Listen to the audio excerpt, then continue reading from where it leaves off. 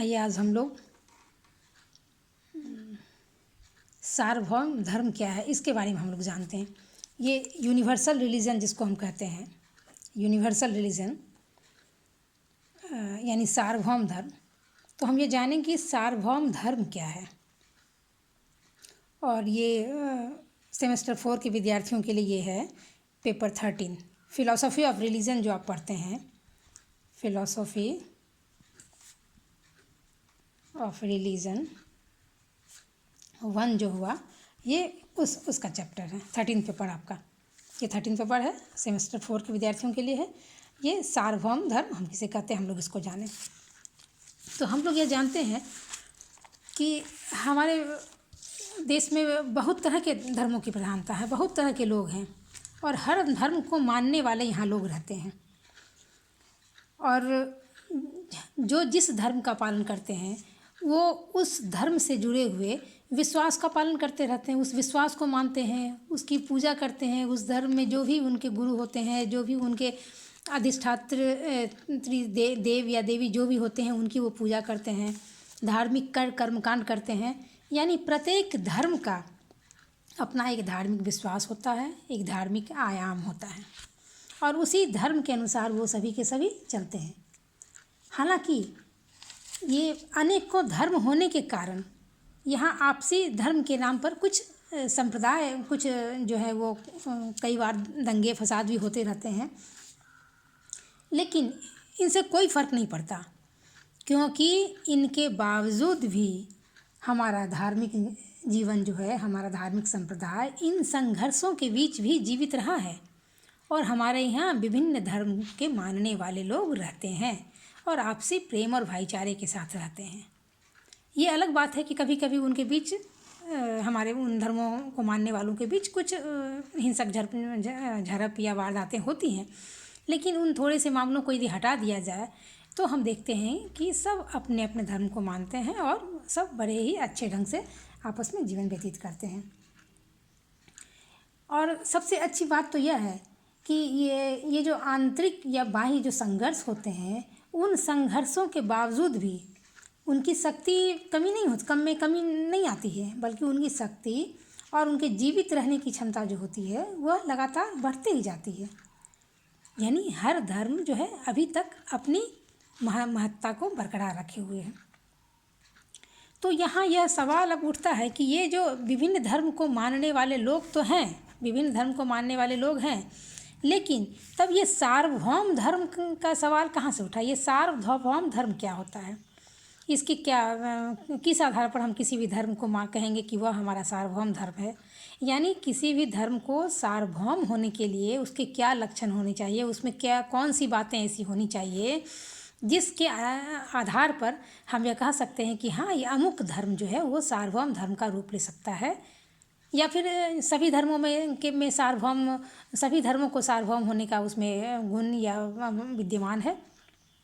तो पहले हम ये देखें कि आखिर किसी भी धर्म के सार्वभौम होने के लिए किन बातों का होना ज़रूरी है, जिस आधार पर हम यह कहेंगे कि फलाना धर्म सार्वभौम धर्म है, या फिर वो सारे हमारे जितने भी धर्म हैं वो सब सार्वभौम है। तो पहले हम देखें कि ये सार्वभौम धर्म के जो अनिवार्य लक्षण क्या हैं, इसके जो अनिवार्य सार्वभौम धर्म के सार्वभौम धर्म के जो लक्षण हैं के क्या लक्षण हैं, जो इम्पोर्टेंट लक्षण कौन से होते होंगे, जो 1-2 कुछ तो होता हो कि आखिर क्या होना चाहिए। तो इस सबसे पहली बात तो यह होता है कि इस प्रकार के धर्म होने के लिए, इस प्रकार के धर्म के लिए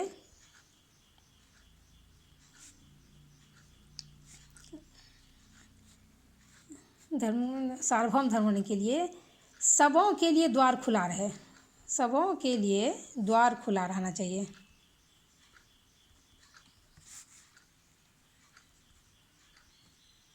मतलब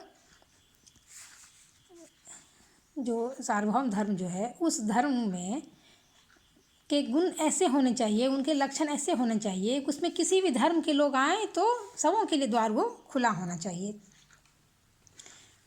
क्योंकि जब हम धर्म को देखते हैं तो हम पहले ये देखें कि हम कोई नवजात शिशु या कोई बच्चा जब जन्म लेता है तो वह तो अबोध होता है या निर्दोष होता है, वह किसी धर्म के साथ पैदा नहीं होता है, बल्कि धर्म में तो उसकी रुचि या अभिवृत्ति जो होती है वह तो बाद में उस पर आती है कि वह किस धर्म को स्वीकार करे। जैसे जैसे वो बड़ा होता है वैसे वैसे उसकी मनोवृत्ति जिस धर्म में होती है उस धर्म को वो स्वीकार करता है। वैसे जनरली मतलब सामान्यतः जो हम देखते हैं कि बच्चा यदि हिंदू माँ बाप के घर पैदा हुआ है तो उसकी परवरिश उसी धर्म में होती है। मुस्लिम घर में यदि कोई बच्चा पैदा हुआ हो तो उसकी परवरिश उसके अपने धर्म के अनुरूप होती है। तो चूँकि बचपन से उसे उसी धर्म के अनुकूल शिक्षा दीक्षा मिली होती है, इसीलिए वह बच्चा उसी धर्म की ओर उन्मुख हो जाता है। तो धर्म का चयन तो व्यक्ति के अपने उन्मुक्त निर्णय पर आधारित है, वो चाहे तो बदल सकता है, लेकिन चूँकि उसकी परवरिश उस धर्म में हुई होती है और उसकी हर चीज़ें शुरू से वो देखता है, इसलिए वो उसी धर्म को अपनाता है। तो पहला लक्षण ये होता है कि सार्वभौम धर्म का द्वार जो है वो सबों के लिए खुला रहे। फिर दूसरा लक्षण विभिन्न क्या होता है कि ऐसे धर्म में वह शक्ति होनी चाहिए कि वह विभिन्न संस्थाओं को संतुष्ट और तृप्त कर सके।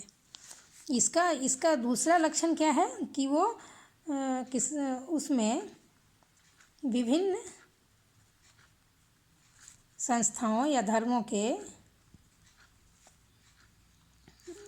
संस्थाओं को संतुष्ट करने की उसमें चीज़ें होनी चाहिए, संतुष्ट या तृप्त करने की बात होना चाहिए या कर सके, संतुष्ट कर सके।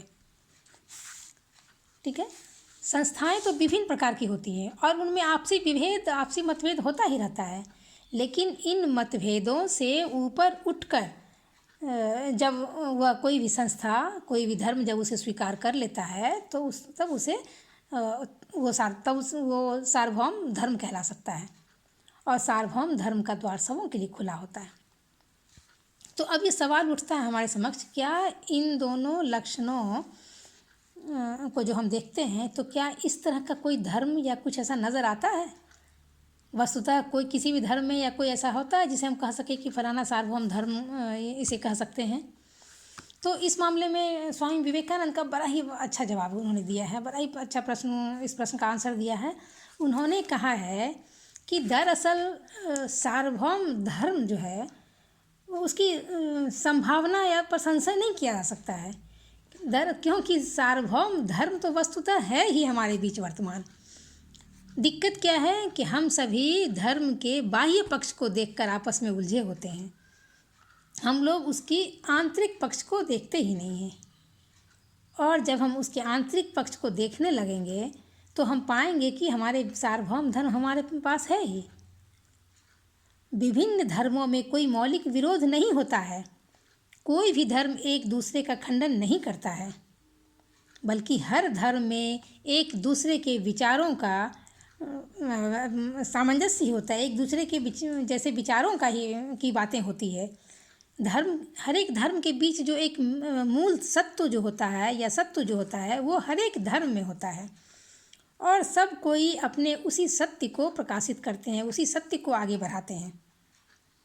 कोई भी धर्म एक दूसरे का विरोधी नहीं है। दरअसल यह हम मानवों का है या हम मनुष्यों के द्वारा ऐसा किया जाता है कि हम आपस में इसलिए उलझ पड़ते हैं कि हम उसके बाह्य पक्ष को लेकर के आपसी मतभेद खड़ा कर लेते हैं, जबकि उसके आंतरिक पक्ष को, आंतरिक सत्य को, आंतरिक गुणों को देखें तो ऐसा कुछ भी नहीं है। सारे धर्म एक ही जगह, एक ही मार्ग पर, एक ही ईश्वर की ओर निर्देश करते हैं, एक ही बातें कहते हैं। सबों का सार गुण, सार तत्व जो है वो एक ही होता है। तो इसलिए हम ये नहीं कह सकते हैं कि किसी एक धर्म को सार्वभौम धर्म हम कह दें कि आखिर सार्वभौम धर्म का क्या स्वरूप है, तो किस धर्म को इन गुणों को देखते हुए हम किस धर्म को हम ये कह दें कि ये हिंदू धर्म या मुस्लिम धर्म या ईसाई धर्म, यह धर्म जो हमारा सार्वभौम धर्म हो सकता है। ऐसा कुछ भी नहीं है। सार्वभौम धर्म दरअसल कोई अनूठा धर्म नहीं है, यह तो है, यह हमारे पास ही है। हमें उनके आंतरिक पक्ष को लेते हुए आगे बढ़ें तो कुछ नहीं होगा। इसलिए विवेकानंद कहते हैं कि यदि एक धर्म दूसरे को सिर्फ यदि सहन करना सीख जाए, एक धर्म दूसरे को सहन कर ले, सहनशीलता उसमें हो जाए, तो वह सभी वो भावात्म वो सार्वभौमिकता वो सबों के लिए हो जाएगा, वो सार्वभौम हो जाएगा। उसके लिए अन्य धर्मों के प्रति भावात्मक दृष्टिकोण अपनाना जरूरी होता है हम लोगों को।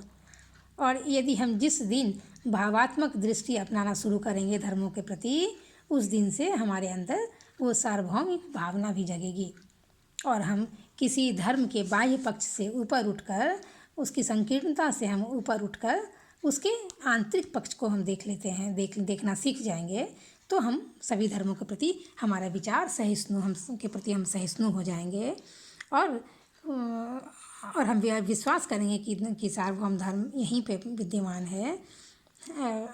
हर एक धर्म में के सार्वभौम धर्म होने का, हर एक धर्म के अंदर सार्वभौम धर्म होने का गुण विद्यमान है। कोई भी धर्म ऐसा नहीं है जो एक दूसरे के लिए विवाद और ये आपस में करता हो। सभी धर्मों में जो समान केंद्र है, जो ईश्वर होता है, वो ईश्वर को सभी कोई मानते हैं। विभिन्नताएं तो होंगी ही, लेकिन उन विभिन्नताओं के बावजूद भी एकता होती है। हम सभी स्त्री पुरुष जो हैं एक दूसरे से भिन्न हैं, किंतु हैं तो हम सब मानव ही। सभी पेड़ पौधे प्राणी एक दूसरे से सर्वथा भिन्न हैं, परंतु वे हैं तो जीव ही।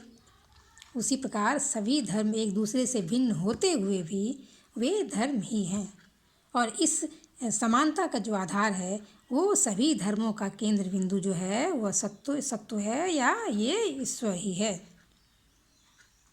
और ये जो ईश्वर शब्द का हम व्यवहार करते हैं उसे हम व्यापक अर्थ में हमें व्यवहार करना चाहिए, क्योंकि ईश्वर जो है वो व्यक्तित्वपूर्ण, सर्वशक्तिमान, परम शुभ ईश्वर हो सकता है।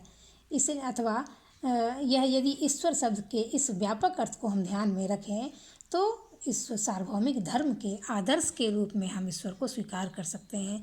और हर एक धर्म ने ईश्वर को स्वीकार किया है, चाहे वह हिंदू धर्म हो ईश्वर के रूप में, इस्लाम धर्म हो वो, या फिर ईसाई धर्म हो, जिन्होंने सबों ने, कहने का मतलब है सबों ने अपने अपने हिसाब से ईश्वर को माना है और ईश्वर को पूजा है। इसीलिए सार्वभौम धर्म में यह विशिष्टता होनी चाहिए कि वह हर मन को सहज रूप से स्वीकार्य हो। मनुष्य में अभिरुचि, मनोवृत्ति, शिक्षा आदि की भिन्नता होती है, इसलिए हर एक व्यक्ति को एक ही बात रोचक नहीं लग सकती है, परंतु इतना तो है कि उसमें सभी प्रकार की अभिरुचि के लिए स्थान हो। भले ही उसे कोई एक बात पसंद हो, लेकिन उसे अभिरुचि हो हर धर्म को जानने की, हर एक धर्म के मूल बातों को जानने की, जिसमें योग्यता होगी, अभिरुचि होगी, वो सहज रूप में इस बात को स्वीकार करेगा। चाहे वहाँ तक ईश्वर तक पहुँचने के लिए कुछ भी हो, वो भक्ति मार्ग से जाए, कर्म मार्ग से जाए, ज्ञान मार्ग से जाए, कैसे भी जाए, लेकिन उस ईश्वर तक पहुँचता है। इसलिए हमें धर्म के बाह्य पक्ष को लेकर आपसी मतभेद नहीं करना चाहिए, बल्कि धर्म के आंतरिक सत्व, जो हमारा मूल सत्व है, सत्य है, जो ईश्वर है, उसको हम पहचानें। हर एक धर्म एक दूसरे के प्रति संवेदना रखे और हर एक धर्म के अच्छाइयों को आत्मसात करे, क्योंकि धर्म का आपस में कोई झगड़ा नहीं है। प्रत्येक धर्म हमें एक ही बात को सिखाते हैं, एक ही शिक्षा को दिखाते हैं कि प्रेम से चलें, सत्य मार्ग को अपनाएं, ईश्वर की पूजा करें। सब धर्म एक ही बताते हैं। इसलिए प्रत्येक धर्म का जो सार और सत्व गुण होता है, सर तत्व है, उस तत्व को हम अपनाकर आगे बढ़ें, तो यही तो सार्वभौम धर्म है। तो और इन लक्षणों, इन गुणों को देखने के बाद तो विवेकानंद की बात हमें सत्य लगती है कि सार्वभौम धर्म वस्तुतः है ही, हमारे बीच है। उसे ऐसा कुछ नहीं है कि कोई नया धर्म जो है वो सार्वभौम धर्म का रूप लेगा, क्योंकि हम सिर्फ बाह्य आडंबरों में, बाह्य विवादों में उलझे रहते हैं और सार्वभौम धर्म की उपस्थिति से अनभिज्ञ रहते हैं। इसलिए सार्वभौम धर्म को जानने के लिए हमें अपनी चेतना को जगाना होगा, हमें अपनी मानसिकता बदलनी पड़ेगी, तथा उसके लिए पहला कदम तो यही होगा कि धर्म संबंधी जिन विवादों में हम उलझे रहते हैं उनसे ऊपर उठें